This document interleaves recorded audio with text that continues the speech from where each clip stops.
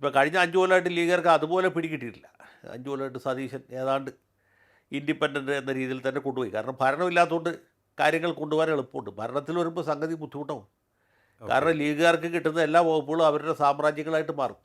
എന്ന് മാത്രമല്ല മറ്റുള്ള ആളുകളുടെ വകുപ്പുകളിലും അവർ ആ രീതിയിൽ തന്നെ സമ്മർദ്ദം ചെലുത്തി ഇടപെടുകയും ചെയ്യും. കോൺഗ്രസ്സുകാരാണെങ്കിൽ പാർട്ടിക്കകത്തുള്ള ചെറിയ പ്രശ്നങ്ങൾ തീർക്കാനായിട്ടും സാദിഖ് അലി തങ്ങളെ അല്ലെങ്കിൽ കുഞ്ഞാലിക്കുട്ടിയെ അപ്രോച്ച് ചെയ്യുന്ന സാഹചര്യം ഉണ്ടാവും. അപ്പോൾ ഞാൻ നേരത്തെ പറഞ്ഞ പോലെ കോൺഗ്രസിൻ്റെ ദൗർബല്യമാണ്, അല്ലാതെ ലീഗിൻ്റെ ശക്തി മാത്രമല്ല. ഇങ്ങനെ ഒരു ഘടകം തീർച്ചയായിട്ടും അവിടെ ഉണ്ട്. മാത്രമല്ല ഈ UDF എന്ന് പറഞ്ഞാൽ തന്നെ ഒരു ന്യൂനപക്ഷം കേന്ദ്രീകൃതമായ സംവിധാനമാണ്. ഓക്കെ. കേരള കോൺഗ്രസ് നമുക്കറിയാം. മുസ്ലിം ലീഗിൻ്റെ കാര്യം പറയാനുമില്ല. മുമ്പ് ഈ ചെറുകിട പാർട്ടികളൊക്കെ ഉണ്ടായിരുന്നു. PSP, NDP, SRP, അല്ലെങ്കിൽ ഗൗരിയമ്മയുടെ JSS, CMB, ഇങ്ങനെയുള്ള പാർട്ടി. ഈ പാർട്ടികൾക്കൊന്നും ഇപ്പോൾ കേരളത്തിൽ യാതൊരു അഡ്രസ്സും ഇല്ല. JSS ഒക്കെ ഇപ്പോൾ ഉണ്ടോയെന്ന് ചോദിച്ചാൽ ഉണ്ട്, ഇല്ലയെന്ന് ചോദിച്ചാൽ ഇല്ല. ഏതാണ് അവസ്ഥ? ഈ കേരള കോൺഗ്രസ് തന്നെ വളരെ ദുർബലമായ അവസ്ഥയിലെത്തിയല്ലോ. ക്രിസ്ത്യൻ കമ്മ്യൂണിറ്റിക്കാരന് ഇപ്പോൾ കേരളത്തിൽ യാതൊരു സേ ഇല്ലാത്ത അവസ്ഥയിലേക്ക് എത്തി. അങ്ങനെ രാഷ്ട്രീയമായിട്ട് അവർ ഒറ്റപ്പെട്ടു പോയി എന്നുള്ളൊരു സത്യമാണ്. അപ്പോൾ പിന്നെ ഈ ഹിന്ദു വിഭാഗത്തിൽപ്പെട്ട ആളുകൾക്ക് റെപ്രസെൻറ്റേഷൻ കൊടുക്കാവുന്ന ഒരേ ഒരു പാർട്ടി എന്ന് പറഞ്ഞാൽ കോൺഗ്രസ്സാണ്. അതെ.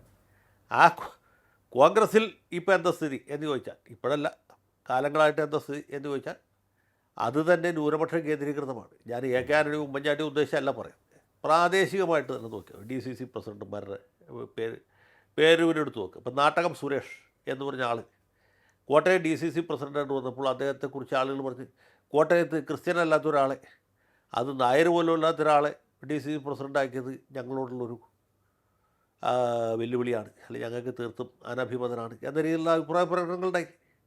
അത് പരസ്യമായിട്ട് പറഞ്ഞവരല്ല, രഹസ്യമായിട്ട് മുറുമുറുത്തവരാണ് കൂടുതൽ. അത് തന്നെ പത്തനംതിട്ട DCCയുടെ കാര്യത്തിലും ഉണ്ടായി.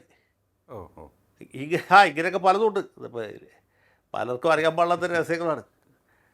ഇവിടെ ഇരിക്കുമ്പോൾ എല്ലാ കാര്യങ്ങളും ഇവിടെ എത്തും. നമ്മളന്വേഷിച്ച് വാർത്തകൾ ഇങ്ങോട്ട് വരും.